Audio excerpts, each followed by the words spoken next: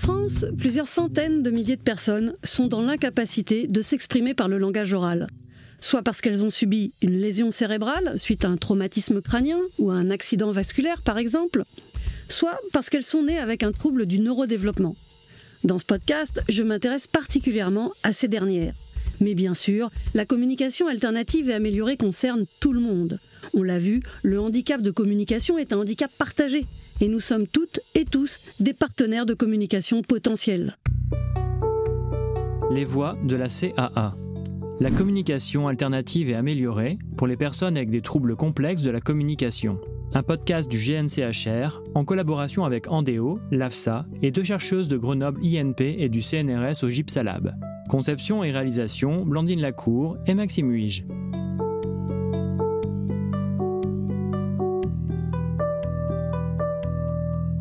Depuis bien longtemps, l'être humain communique avec des gestes, des images ou tout autre moyen que la parole.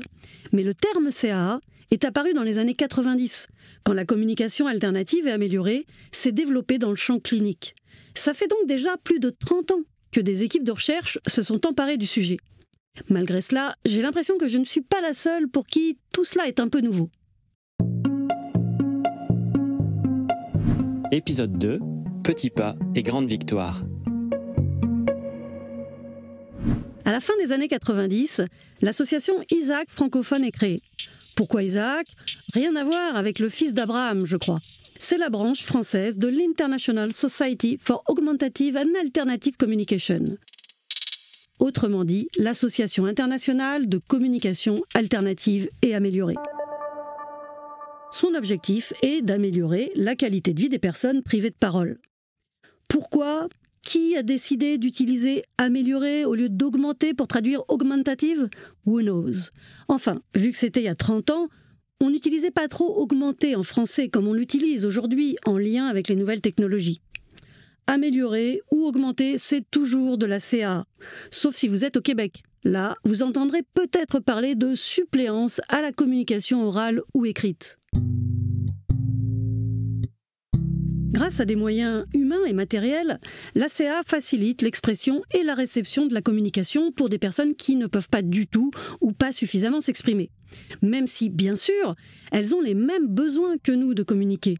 On parle de personnes qui ont des troubles ou des besoins complexes de communication. Écoutez à ce propos ce qu'en dit Marielle Lachenal, la maman de Géraldine, née avec une maladie génétique rare et qui n'a pas accès au langage oral. Ils n'ont pas du tout des besoins complexes de communication, parce que c'est des humains comme nous, donc ils ont besoin de savoir ce qu'ils vont faire, ils ont besoin de comprendre ce qu'on leur dit, ils ont besoin de savoir où ils sont, et ils ont besoin de raconter. C'est pas lié au handicap, c'est lié au fait qu'ils sont humains. Et du coup, ce qui est bien, c'est qu'il y a quelque chose qui est en train d'arriver, c'est des contraintes complexes de communication. Et c'est pas pareil. Donc maintenant, ce qui est en train d'essayer d'arriver, c'est qu'on ne dise plus besoin complexe de communication.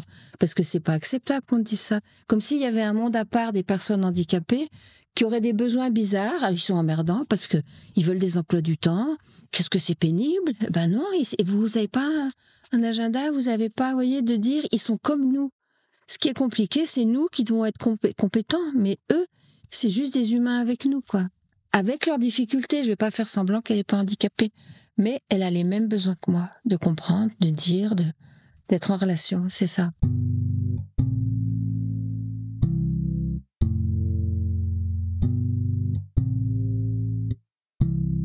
En CA, parfois, on parle de troubles complexes de la communication, parfois de besoins, parfois de contraintes. Dans ce podcast, vous m'entendrez aussi dire handicap de communication. De votre côté, sentez-vous libre d'utiliser les termes avec lesquels vous êtes le plus à l'aise.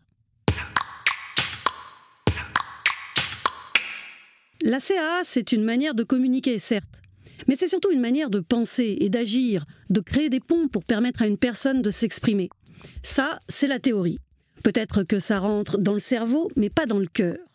Pour que vous ressentiez réellement ce que ça signifie d'être dans une démarche de CA, on va écouter ce qu'en pense celle qui la pratique au quotidien. Et retrouver Marielle Lachenal nous expliquer comment elle se dote des outils nécessaires, comment elle s'outille. C'est une démarche, la CA. Il faut s'outiller. On va s'outiller pour aller proposer des signes, des pictos, des tablettes, des objets. Il y a des enfants qui communiquent par objets. Il faut qu'on s'outille. C'est pas mal, hein. En fait, c'est ça que j'aime bien quand je rencontre les gens, c'est que tout d'un coup, il y a un truc, on dit, mais ouais, c'est ça. On a besoin d'être outillé pour rencontrer cet autre qui est quand même compliqué. Vous voyez, parce qu'on ne sait pas faire. Mes enfants, ils disaient, on nous a pas donné le mode d'emploi de Géraldine. On n'a pas eu le mode d'emploi, il a fallu qu'on s'outille pour aller à sa rencontre. Quand on pratique la CA, on utilise parfois des outils très techniques. Mais ce que dit très bien Marielle Lachenal, c'est que la CA, c'est d'abord l'envie de rencontrer l'autre.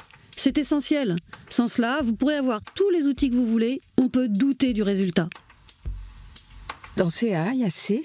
Dans la communication, c'est le schéma de Bloom et Lahaye. Donc il faut la forme, le contenu et l'échange. Et la forme, on peut parler de plein de façons différentes. Et les Canadiens, ils ont l'image d'un cadeau. C'est-à-dire, dans un cadeau, il y a l'emballage, il y a le contenu et puis l'échange. Et l'emballage, c'est la façon dont on parle. Moi, je parle avec ma bouche, je peux parler avec mes mains, je peux parler en montrant des pictos, c'est juste un emballage. Il faut avoir quelque chose à dire, il faut avoir quelque chose dans la tête. Ça veut dire qu'il faut qu'on arrête de les laisser dans leur chambre toute la journée. Il faut qu'ils aient une expérience du monde pour avoir quelque chose dans la tête. Puis il faut qu'on ait envie de les rencontrer. On pourrait avoir une super tablette robuste, mais personne qui nous écoute et puis rien à dire, ça sert à rien la tablette. Vous voyez, on peut pas, dans la communication, il faut forcément les trois. Une façon de parler, quelque chose à dire et quelqu'un qui a envie de vous rencontrer. Fred Rocher, c'est une amie orthophoniste, elle dit il faut créer du vivre à dire. Donc il faut les trois. Voilà, c'est ça la communication. Et puis après, le alternatif et amélioré, une image que je prends, je pense qu'avec Géraldine, j'ai appris à penser en images. Vous voyez, quand on se côtoie tellement, on devient autrement pensant. Et les gens, ils confondent communiquer et parler avec sa bouche. Et donc, moi, l'image que je prends, c'est se déplacer et marcher. On peut se déplacer avec un déambulateur, on peut se déplacer en fauteuil roulant, on peut se déplacer avec ses deux pieds, il faut se déplacer. Et donc, la CA alternative, c'est quand c'est à la place de, c'est la CA fauteuil roulant. Et par exemple, Géraldine, qui parle pas du tout avec sa bouche, elle a une CA alternative, fauteuil roulant.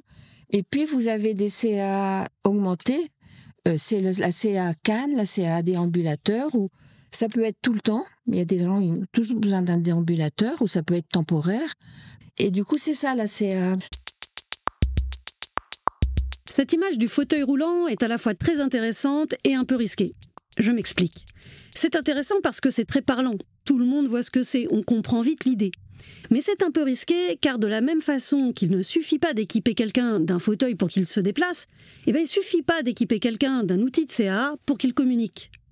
Tout comme la personne en fauteuil va avoir besoin de rampes d'accès, la personne avec un handicap de communication va avoir besoin de rampes d'accès communicatives. Là, je m'inspire des rampes d'accès cognitives, un concept développé par les personnes qui travaillent sur l'accessibilité universelle, c'est-à-dire comment concevoir les environnements, les produits et les services pour qu'ils soient compris et accessibles par tout le monde. En gros, comment penser une société où chacun, chacune bénéficie des mêmes expériences et opportunités de vie. Bon, je m'éloigne, mais pas tant. La CA, c'est un peu ça. Revenons à Marielle. Quand elle parle des tablettes robustes, ce sont des tablettes électroniques, des outils très utilisés en CA, et robustes, c'est pour dire que c'est des outils très complets. On en parlera dans l'épisode 3. Pour l'heure, on défriche un peu qui, que, quoi. Tiens, qui d'ailleurs? À qui s'adresse la CA? Sûrement que Lindu a un avis là-dessus. Elle est formatrice en CA, mais avant tout partenaire de CA de sa grande ado de 14 ans, Eva, elle-même utilisatrice de CA. Oui, on parle d'utilisateur ou utilisatrice pour désigner la personne avec un handicap de communication et de partenaire de communication pour les autres. Alors Lynn, à qui s'adresse la CA? Je pense que la réponse est très simple. La CA, elle s'adresse à tout le monde. Tout le monde peut être amené à utiliser la CA. Donc forcément, on va plus penser utilisation de la CA quand il y a une difficulté de langage oral. Donc un enfant qui a du mal à s'exprimer à l'oral, qui a du mal à rentrer dans la lecture et l'écriture, une personne qui a des moments, par exemple, qui n'ont plus accès au langage oral, on va se dire comment est-ce qu'on peut faire autrement pour s'adapter. Et puis, je pense que j'insiste vraiment sur cette notion qu'il n'y a pas de hiérarchie dans la communication. C'est pas mieux de pouvoir parler. Ce qui importe, c'est de pouvoir communiquer, de pouvoir transmettre son message. Et je pense que ça, c'est quelque chose qui est parfois un peu complexe quand on est en train de réfléchir. Est-ce qu'on met en place des moyens de CA ou autre ou pas? Parce que il y a parfois cette réticence, une crainte que si on met en place la CAA, c'est parce qu'on fait la croix sur le langage oral, alors qu'il n'en est rien. On peut tout à fait utiliser des moyens de CAA et le langage oral et toute sa communication naturelle, ses gestes, etc.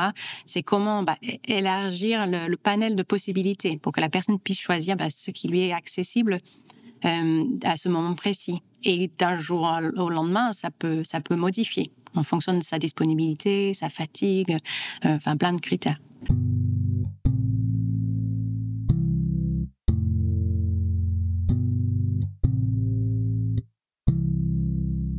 La CAA, c'est une opportunité qui s'offre à nous. Même si aujourd'hui j'ai accès à la parole, ce ne sera peut-être pas le cas demain, temporairement ou définitivement. Accident, vieillesse, que sais-je, n'importe qui, vous, moi, peut être concerné. Et puis, ne pas pratiquer la CAA, c'est se priver de rencontrer vraiment certaines personnes, comme les allophones par exemple, avec lesquels on ne partage pas de langue commune. Une autre des voix de la CAA, c'est Denise Laporte, avec qui je me suis entretenue en visio. Denise coordonne le projet de recherche Synapse au sein de l'AFSA, projet qui vise à mieux accompagner les personnes avec le syndrome d'Angelman. L'AFSA étant l'Association française du syndrome d'Angelman. Mais Denise Laporte a aussi une autre qualité. Elle est la maman de Jean qui a eu 41 ans cet été. Jean, je ne l'ai pas rencontré, mais je sais qu'on se serait trop bien entendu, parce qu'on a une passion commune pour une certaine marque italienne de sucreries vaguement chocolatées. Et pour Jean, ça a été une grande victoire de comprendre qu'il pouvait communiquer en prenant l'image représentant cette sucrerie et en la donnant à sa mère. Il exprimait ainsi son souhait, sa demande. Je pense que cette CAA, elle permet d'entrer dans une communication moins violente pour la personne et en retour, moins violente pour l'accompagnant. Parce que quand il doit gérer un trouble du comportement, c'est frustrant, c'est usant, c'est décourageant. Pour moi, la CAA, c'est la communication non violente. C'est par là qu'il faut commencer. Le parallèle que fait Denise Laporte avec la communication non violente est intéressant, parce que cela nous ramène à faire attention à l'autre. L'idée de la CNV, comme on dit, c'est de ne pas accorder plus d'importance à son propre message et à ses propres émotions qu'au message et aux émotions de l'autre. Et la CA, c'est un peu ça aussi. Ça permet d'exprimer des émotions et de ne pas accorder plus d'importance à son propre langage qu'au langage de l'autre. Mais bon, tout comme la CNV, la CA, c'est pas facile tous les jours. Faut pas croire. En fait, ce que je veux dire, c'est que c'est très compliqué. Et il faut pas, ce que je dis aux parents, aux professionnels, l'idée, c'est pas d'obtenir un résultat tout de suite. Peut-être qu'il y aura jamais de résultat. Mais au moins, on aura fait du chemin ensemble. On aura, à un moment donné, permis à la personne d'exister réellement pour ce qu'elle est. Et c'est le plus important. Il faut qu'on soit conscient que c'est pas permis de laisser une personne qui n'a pas de langage oral sans un pouvoir de s'exprimer, autrement que par des troubles du comportement. Faire du chemin ensemble, nous dit Denise Laporte. C'est ça l'idée de la CA, un cheminement avec des étapes, des avancements, des revirements. Et c'est loin d'être un long fleuve tranquille. C'est souvent les mamans qui s'y mettent dans les familles et elles y mettent beaucoup d'énergie. Et ce qui les, je sais pas employer un mot trop fort, mais ce qui les décourage, c'est déjà dans la famille, c'est compliqué. Il y a rarement des familles vertueuses au point de dire tous les enfants, le papa, les grands-parents vont se mettre à la CA, ils s'y mettent un peu pour faire plaisir à la maman.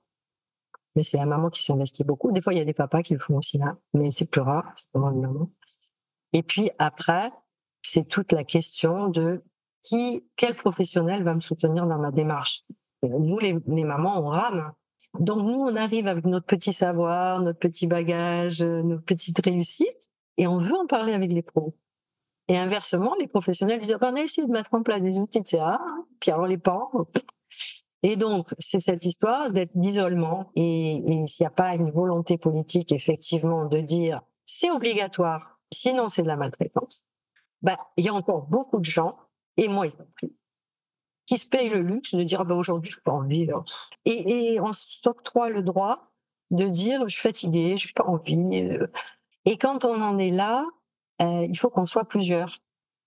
Il faut qu'on puisse communiquer. Il faut qu'on puisse dire à quelqu'un d'autre, l'orthophoniste ou le professionnel qui s'occupe de votre enfant, là je rame un peu, je fatigue, comment vous faites vous, etc. Tous ces échanges qui soutiennent les efforts, qui soutiennent l'envie, qui soutiennent l'espoir, je pense qu'ils sont défectueux en ce moment. C'est dur parfois de pratiquer la CAA, dur quand on est isolé, dur face à certains professionnels qui ne sont pas suffisamment formés à la CAA. C'est ça aussi la réalité de la CAA. Mais il faut garder en tête qu'il y a plein de victoires, plein de moments géniaux. Et comme Denise vient de le dire, l'important, c'est d'être bien entouré pour faire face dans les moments difficiles. Et puis aussi pour partager les petits miracles, comme quand Jean a compris le coût de l'image pour avoir une sucrerie.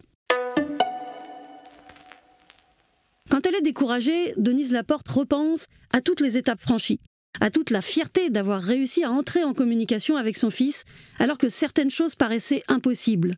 Imaginez le jour où Jean a compris le oui ou le non. Imaginez comme la CAA peut changer la vie.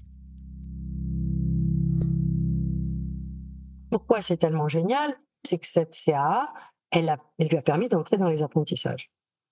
Elle lui a permis de s'organiser intérieurement et de s'organiser dans ses actions pour arriver à s'autodéterminer et à agir pour avoir son petit-déj. Ah oui, pardon, je ne vous ai pas raconté la victoire du petit déjeuner. Une belle étape. D'abord, Jean a réussi à prendre son bol, puis un jour sa compote, et un jour il a été capable d'aller chercher dans les différents placards pour installer lui-même son petit-déj. Personne n'aurait cru Jean capable d'arriver à cela et de réaliser seul ses actions. Personne, sauf un parent aimant, pratiquant la CAA, avec patience et constance. Le petit déjeuner, ça a marqué Denise, qui a vraiment insisté sur l'importance de ces petites et grandes victoires, parce qu'on ne peut pas vivre indéfiniment sans réussite et sans gratification. C'est ça qui donne de la force pour continuer à pratiquer la CAA dans la durée. Lors d'une autre visio, j'ai discuté avec Aline Ledoux. Oui, en visio encore, parce qu'Aline habite à Stenay. Vous voyez Verdun? Vous voyez Sedan? C'est entre les deux. Et moi, je vis à Foix. Autant vous dire qu'il y a plus de 1000 km entre nous, donc visio. Bref, Aline Ledoux a 3 enfants, Camille, Hugo et Charlotte, née avec une maladie génétique rare. J'ai demandé à Aline si elle aussi, elle était contente des progrès réalisés depuis qu'elle pratique la CAA avec Charlotte. Déjà, le mot progrès, ça me convient pas forcément, parce que comment on peut savoir où elle était avant, puisqu'on n'a pas de point de mesure en fait. Avant, elle n'avait pas les mots. Donc, on ne peut pas savoir si c'est un progrès ou si juste on la découvre, en fait. Voilà. Donc, en fait, je ne me pose pas de questions et je ne cherche pas à évaluer ma fille. Donc, vraiment, moi, je me dis, voilà, je lui mets à disposition et je vois, en fait, qu'elle grandit au fur et à mesure et que, j'espère que là, franchement, c'est merveilleux de l'entendre prononcer des mots avec l'intonation, avec sa voix, mais je ne suis pas non plus dupe. Je sais très bien que même si des fois on me dit il y a un déclic, c'est bon, elle va se mettre à parler. Déjà, elle parle déjà, mais avec une voix de synthèse. Il n'y a pas forcément de grande différence avec sa voix organique, mais sauf que c'est plus rapide et plus facile pour elle. Mais je suis consciente que ça fait quand même 12 ans, même si demain elle se met à parler, ça fait quand même 12 ans qu'elle se construit avec ce déficit. Ça peut pas changer du jour au lendemain. Et j'ai envie de dire, ça ferait moins partie d'elle. Donc peut-être qu'elle parlera. Peut-être qu'elle parlera seulement en partie, peut-être qu'elle fera pas des grandes phrases, peut-être aussi qu'elle parlera quand elle sera pas fatiguée, parce qu'il y a vraiment une différence, si elle est en forme, si tout va bien, si c'est l'anniversaire de son cousin, c'est vachement plus motivant que si c'est pour aller à l'école. Enfin voilà, il y a tout un contexte. Nous aussi parfois on est fatigué, on n'a pas envie de parler, ça dépend du sujet. Voilà. Par contre, j'espère vraiment que là, je vise vraiment à ce qu'elle soit autonome dans l'écriture, parce qu'elle ne sait pas encore écrire toute seule. J'espère vraiment, là c'est mon objectif, qu'elle puisse apprendre à pouvoir vraiment dire ce qu'elle a envie de dire au moment où elle a envie de le dire, tu vois. Et c'est qu'elle puisse vraiment faire faire et dire, que ce soit la voix de synthèse, en pointant un pictogramme ou un geste, ou la voix, j'ai envie de dire, ça, c'est pas important pour moi. Mais qu'elle puisse communiquer ce qu'elle veut vraiment communiquer, ça, c'est important. Je sais qu'un jour, elle sera capable de le faire. Maintenant, est-ce que ce sera à 15 ans, 25 ans ou 40 ans? J'en sais rien. Mais elle sera capable.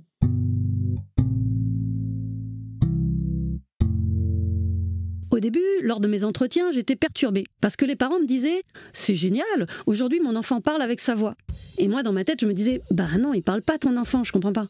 Et puis, j'osais pas trop les interrompre. C'est qu'après que j'ai compris. Quand Aline parle de la voix de Charlotte, c'est une voix de synthèse que permettent certaines applications utilisées en CAA. La tablette donne une voix sonore à la personne grâce aux nouvelles technologies. Mais en CAA, vous pourrez aussi entendre quelqu'un vous dire « Mon enfant m'a dit que ». Et ça peut vouloir dire que l'enfant a parlé avec un autre moyen de s'exprimer que la parole. Bon, normalement, à ce stade du podcast, c'est à peu près clair pour vous. Mais j'aime bien me répéter pour être sûr.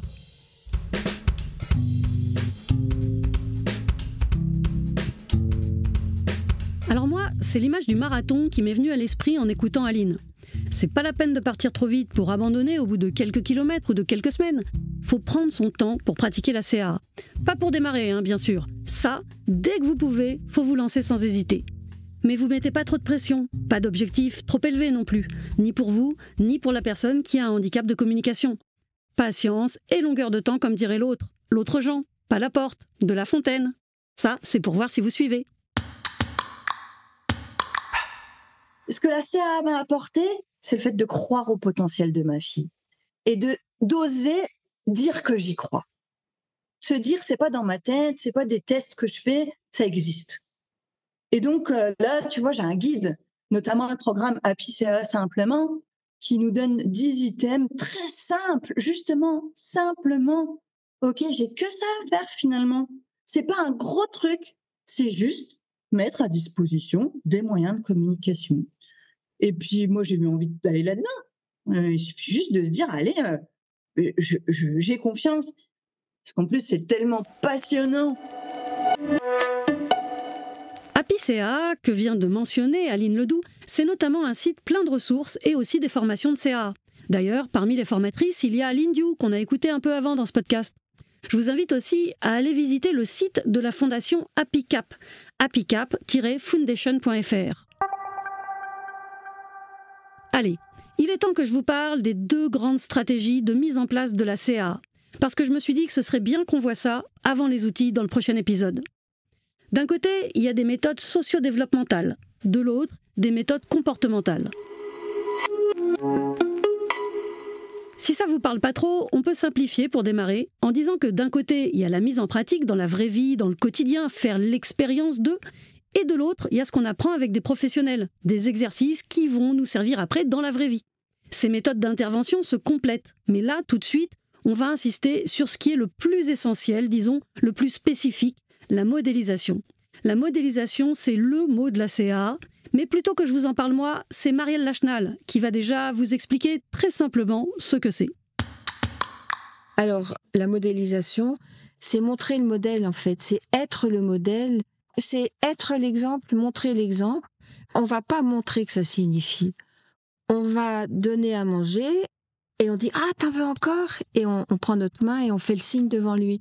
On danse, on fait les fous, on les fait sauter sur nos genoux.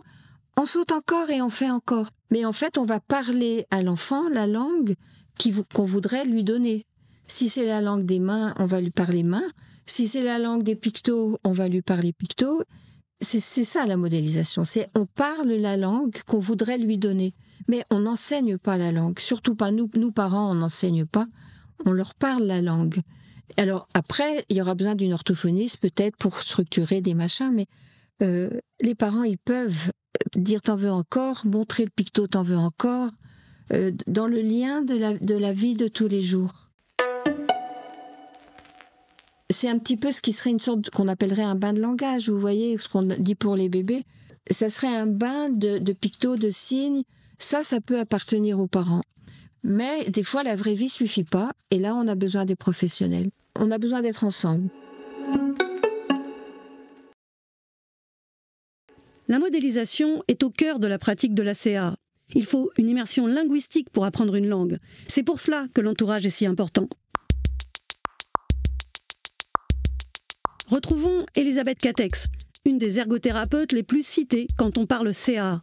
Il y a plus de 10 ans qu'elle a écrit un livre toujours d'actualité, Communiquer autrement, aux éditions de Bock.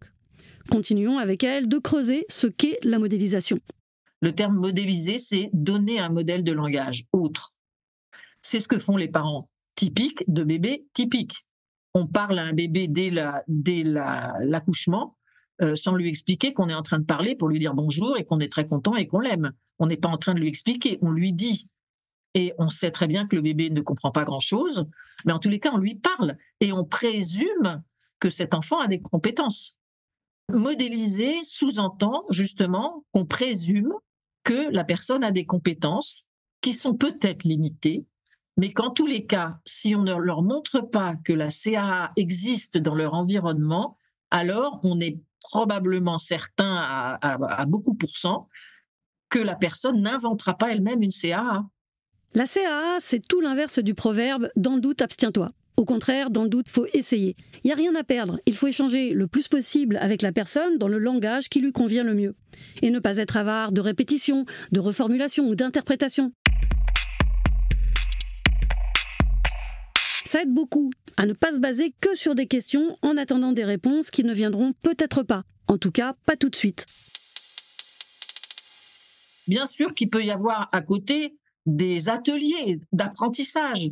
Mais la plupart du temps, moi ce que je dis aux équipes, celles qui font justement pas de modélisation, mais qui font, en croyant bien faire, des ateliers de signes, des ateliers sur les émotions, des ateliers pour la construction de phrases, je leur dis mais arrêtez tout, arrêtez d'enseigner.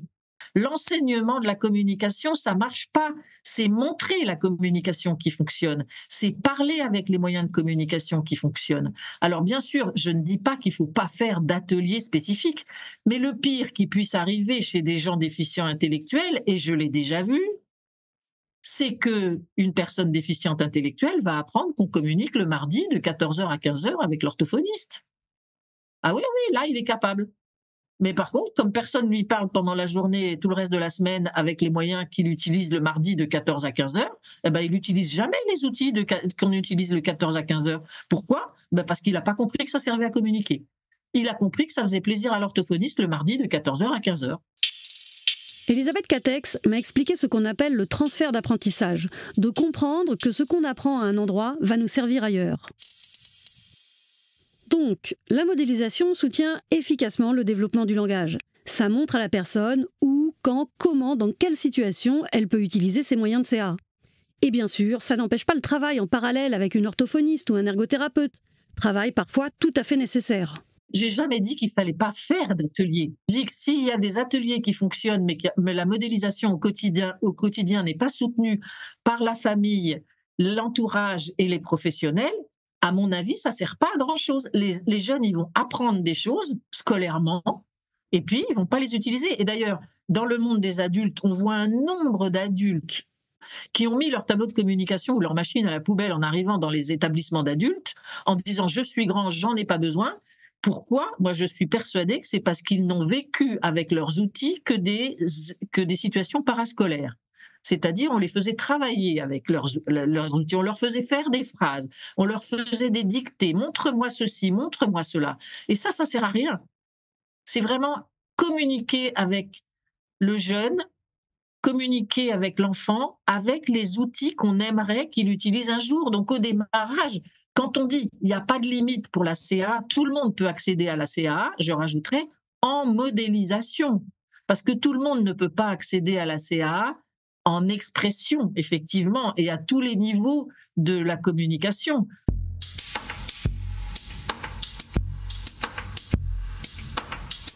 Être parent, c'est pas facile tous les jours. Être parent d'un enfant qui a un handicap de communication, c'est pas non plus facile tous les jours. Commencez doucement et ne culpabilisez jamais de ne pas bien y arriver. Gardez en tête que même si un grand nombre de personnes qui commencent la CAA rencontrent des difficultés un jour, tout ce qui aura été fait ne sera pas vain. Ce ne sera jamais un échec, ce sera peut-être une pause, un virage, qui sait. Il y a une grande diversité de trajectoires et d'expériences toutes différentes, toutes utiles. Et puis, bien souvent, la CAA a permis à un enfant qui, a priori, ne pouvait pas communiquer, de communiquer. Une mère me décrivait cette magie-là, ce passage de la tension liée à l'incompréhension à être comprise par son enfant. Cette magie qu'on sent aussi dans la voix de Denise Laporte. Ça se joue dans les petits moments intimes qui passent inaperçus pour les autres parents, parce que nous, les parents, développent aussi cette espèce d'intuition ou de regard. J'essaie de capter dans mes échanges avec Jean le plus possible les indices qui me font comprendre qu'il est bien, et plus que bien d'ailleurs, qu'il maîtrise un petit peu sa vie. Dans le 3e épisode de ce podcast, on s'intéressera aux outils qui nous aident pour la pratique de la CAA. Merci à Marielle et Géraldine Lachenal, Lynn et Eva Diou, Denise et Jean Laporte, Aline et Charlotte Ledoux et Elisabeth Catex. Retrouvez les épisodes des Voix de la CAA sur toutes les plateformes d'écoute.